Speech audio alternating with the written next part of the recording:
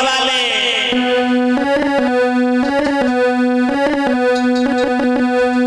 घोड़ा वाले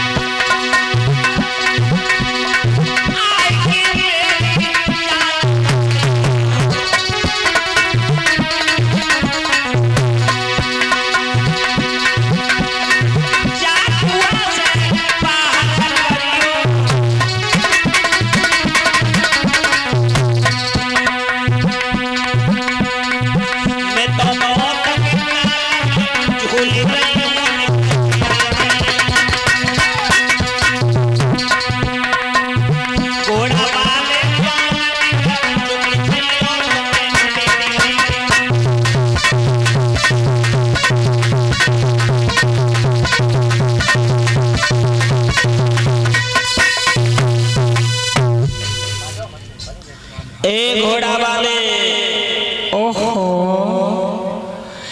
घोड़ा वाले महाराज यादव ने जब रोने की आवाज सुनी समझ गए कोई लगता है इस कुआं में पड़ा है। महाराज यादव ने देखा तो एक नौजवान लड़की पड़ी थी। महाराज के घोड़े पर रस्सी सी कुआं में डाल दी और रस्सी को पकड़ करके देवयानी को कुआं से बाहर कर दिया। देवयानी से पूछ लगे कौन हो तुम? हम महाराज हमारी दशा तो बहुत बुरी है, हमारे बारे में न पूछो। अरे कौन हो? मैं अपनी सहेली के साथ खेलने के लिए आई थी महाराज, और ऐसी अब आगे सहेली निकली जो हमें कुआं में डाल के चली गई है। आज के बाद ऐसी गंदी लड़कियों के साथ कभी मत खेलने आना। वो तो अच्छा हुआ हम आ गए, और हम नहीं आते तो शायद ऐसी कुआं में पड़ी पड़ी मर जा, इसलिए अब तुम अपने घर जाओ। और महाराज मैं शुक्राचार्य ब्राह्मण की बेटी हूँ, और क्या कह रहे हो? घर को जाओ। आहा, तुमने मेरी कलाई को पकड़ के जब से कुआं से निकाला है, मैं तुम्हें चाहने लगी हूँ, दिल से चाहने लगी। क्या मतलब है तुम्हारा? मैं तुमसे प्यार करती हूँ। ऐसे न चिल्ला, चेहरे में शीशे में कभी चेहरा देखा? क्यों कैसा है चेहरा? रंग के ऊपर मत जाना,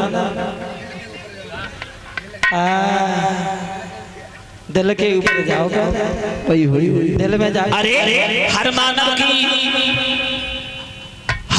का ये नियम है, अगर कोई मुसीबत में है तो उसकी मदद करना चाहिए। तू एक कुएं में पड़ी थी, तेरा हाथ पकड़ के हमें निकाल दिया, तो इसका मतलब ये थोड़ी है कि हम तेरे साथ में शादी करने। महाराज आप लगते हो बहुत हटीले हो, लेकिन मेरा दिल भी बड़ा पता नहीं क्यों तुम पर आ गया है, अब हटने को मन नहीं कर रहा है। रो करके देवयानी बोली महाराज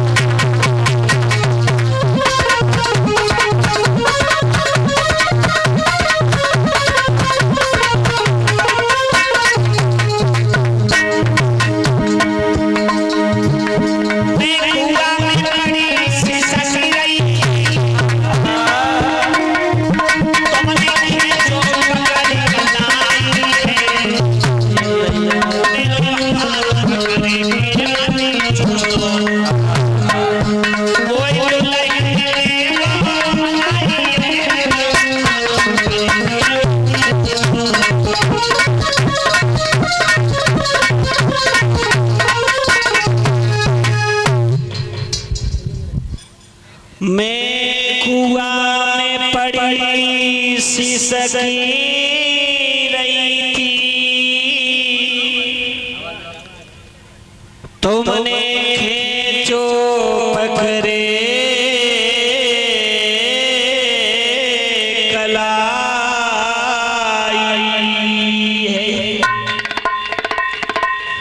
मेरो हाथ पकड़ी मत छोड़ो, मोई दुल्हन ले बनाई है।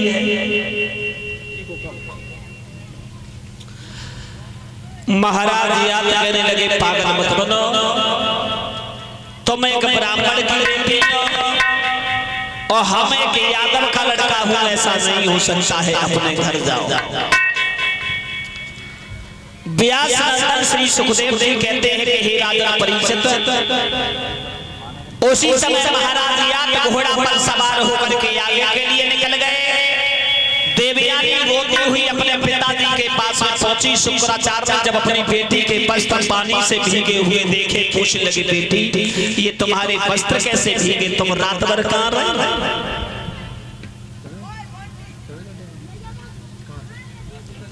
कहां थी रात में? हम शर्मिष्ठा के साथ खेलने गई सरोवर में, और धोखे से मैंने उसके वस्त्र पहन लिए पिताजी, और इसने हमें इतनी मार लगाई, इतनी मार लगाई, एक अंधे से कुआं में डाल के चली आई। सारी रात उसी में पड़ी रही। ये तो एक महाराज याद आए थे, पता नहीं कौन से आए थे। देवयानी ने रो करके कहा, पिताजी राजा विश्वकर्मा की लड़की शर्मिष्ठा ने मुझे अंधे कुएं में डाल दिया, और अगर महाराज याद नहीं आते तो शायद है मेरी जिंदगी खत्म हो जाती। शुक्राचार्य जो थे वो राजा विश्वकर्मा के गुरु थे। शुक्राचार्य को क्रोध आ गया। शुक्राचार्य कहने लगे, राजा विश्वकर्मा की लड़की शर्मिष्ठा की इतनी हिम्मत जो मेरी बेटी को कुआं में धकेला, अब इस राज्य में नहीं रहेंगे, इस राज्य को छोड़ करके जाते हैं। गुरु शुक्राचार्य अपनी बेटी देवयानी को लेकर के अपने शिष्य राजा विश्वकर्मा की राजधानी को छोड़ करके चल देते हैं। एक बात और बताएं जनवेद भैया, जिस शिष्य का गुरु अगर नाराज हो जाए, ध्यान देना, जिस शिष्य का गुरु अगर शिष्य से नाराज हो जाए तो शिष्य की फिर भलाई नहीं रहती। राजा विश्वकर्मा ने विचार किया, हमारे गुरु हमसे नाराज होकर जा रहे हैं। राजा विश्वकर्मा ने गुरु शुक्राचार्य के हाथ जोड़े, बोले कहां जा रहे हो? बोले तेरी बेटी ने हमारी बेटी को अंधे कुआं में धकेल दिया। राजा विश्वकर्मा कहने लगे, गुरुदेव जो भी दंड देना चाहते हो वो दे दो, लेकिन राजधानी को छोड़ के मत जा।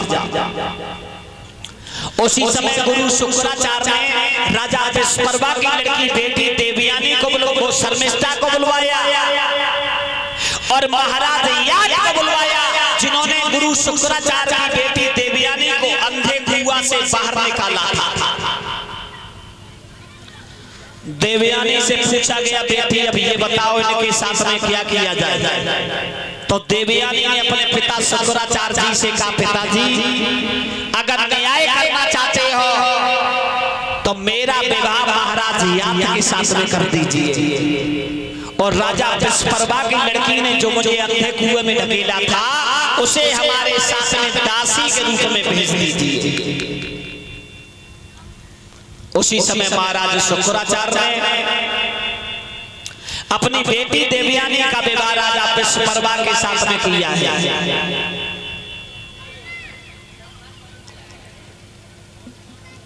और वो क्षमा करें।